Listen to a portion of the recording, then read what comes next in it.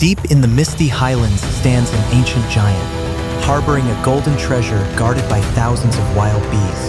No safety nets, no modern armor, just a hand-carved rope swing, a bundle of wild leaves, and empty air hundreds of feet below. Up here, one wrong slip is all it takes. But this isn't about conquering the canopy. It's a quiet, respectful negotiation with nature, all for a single taste of pure, wild amber. Let's go it.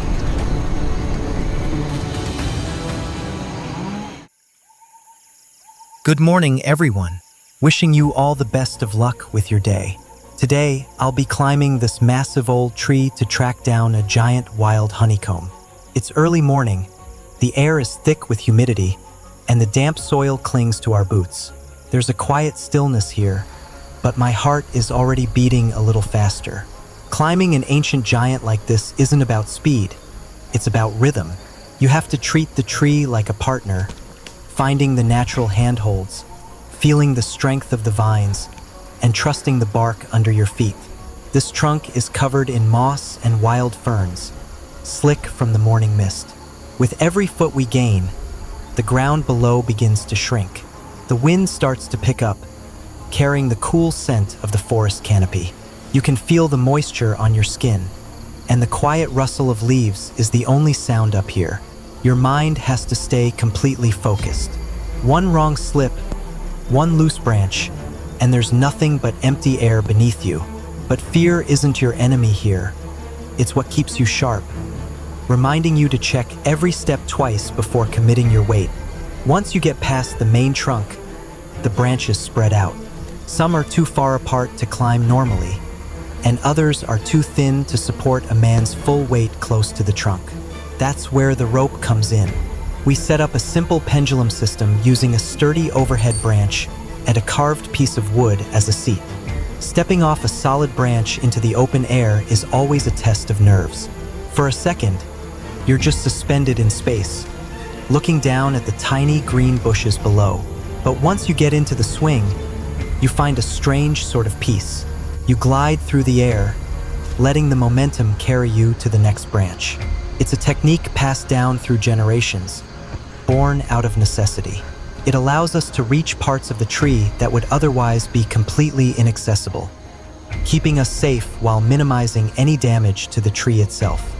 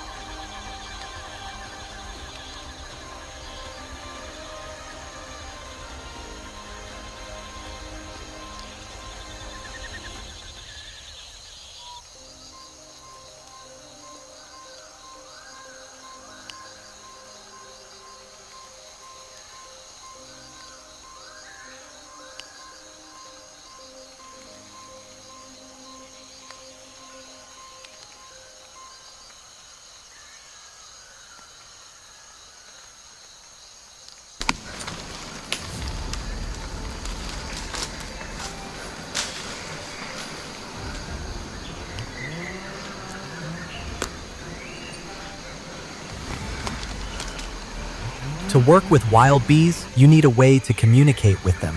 We don't use chemical sprays or modern protective suits that make us clumsy. Our only tool is smoke. My partner down on the forest floor is bundling together fresh green leaves and wild twigs. We choose specific forest plants that burn slowly and produce a cool, sweet-smelling smoke. It doesn't harm the bees or make them angry. It simply calms them down, signaling to them that it's time to move aside. In a way, the smoke is our way of knocking on their door, asking for permission to share in their harvest. Up here, the wind can be unpredictable. You have to find a quiet pocket among the branches to light the bundle. I strike the lighter, coaxing the flame onto the damp leaves until it starts to smolder. The white smoke starts to puff out, thick and heavy. It wraps around the branches, carrying a rich, earthy aroma. Instantly, the atmosphere changes. The smoke acts as a natural shield, creating a calm zone around us. It's a comforting smell, but it also means the real work is about to begin.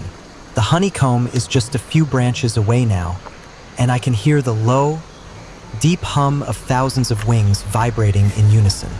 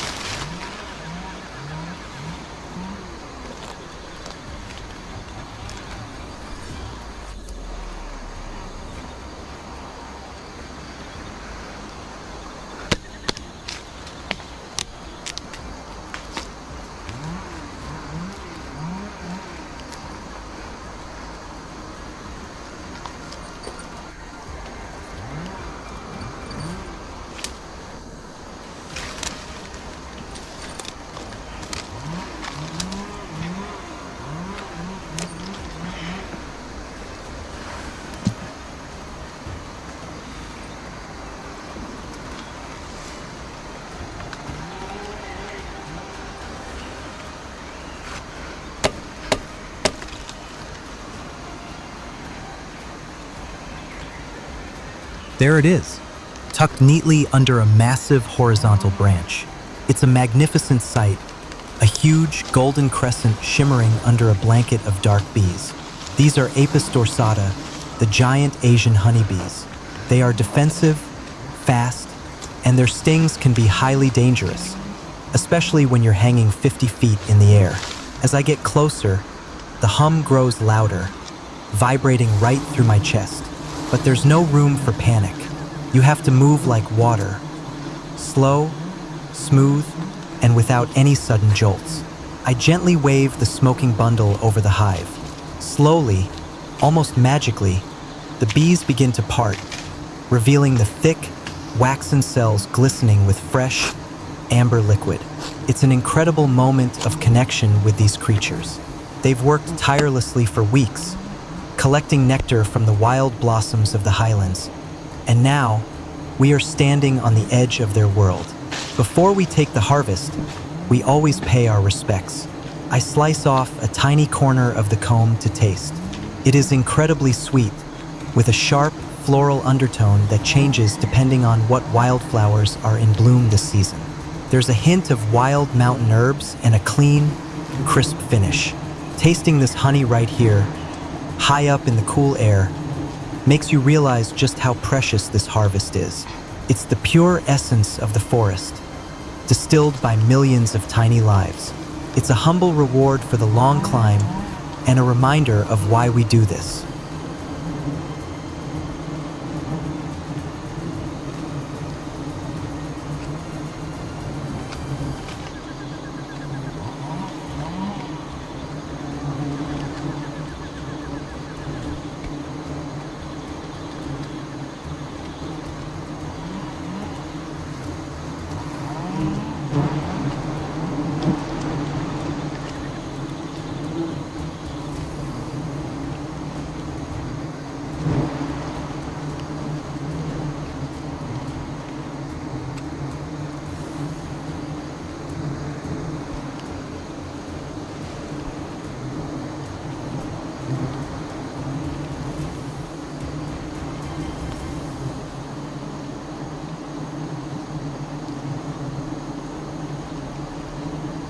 One of the most important rules of honey hunting is sustainability. We never take the whole hive. If you destroy the entire comb, you destroy the colony, and they won't return next year. I use my bare hands to gently encourage the remaining bees to move down toward the brood comb, the part where the young bees are growing. I keep my knife steady, carving only the top section, which is packed with honey. By leaving the brood and a portion of the comb intact, the colony can easily rebuild. Within a few weeks, they will have repaired the damage, and the forest will continue to thrive. It's about taking only what you need, leaving the rest so that the cycle of life can continue uninterrupted. With the golden harvest safely packed into our bag,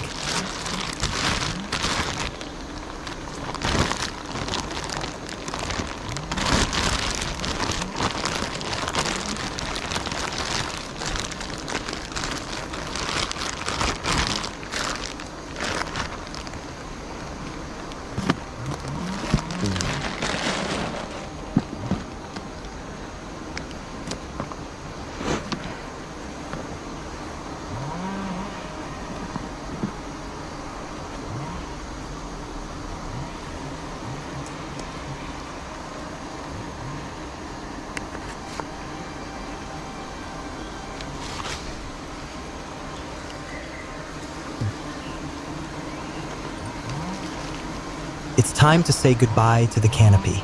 We pack our gear carefully, making sure we leave no trace behind.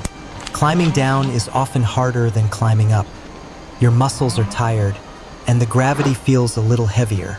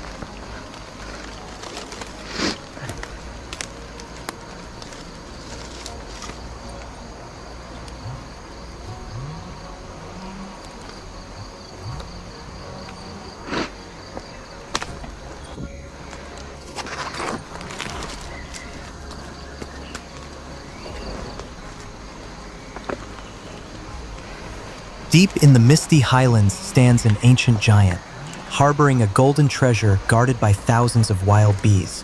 No safety nets, no modern armor, just a hand-carved rope swing, a bundle of wild leaves, and empty air hundreds of feet below.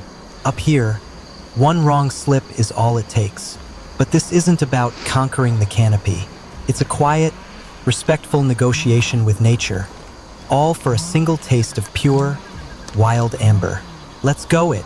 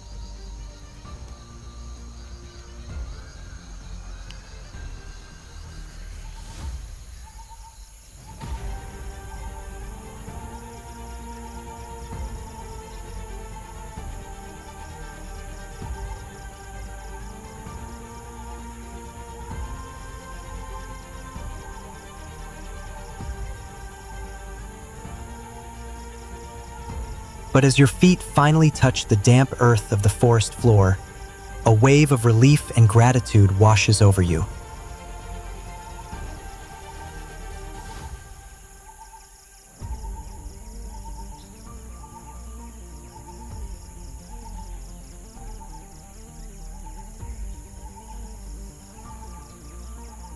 Just take a look at what we managed to harvest after that intense climb. A beautiful piece of comb absolutely brimming with golden honey, heavy in my hands and smelling incredibly rich of wild forest blossoms. Every single drop is pure, glistening amber, a generous gift that nature shared with us today.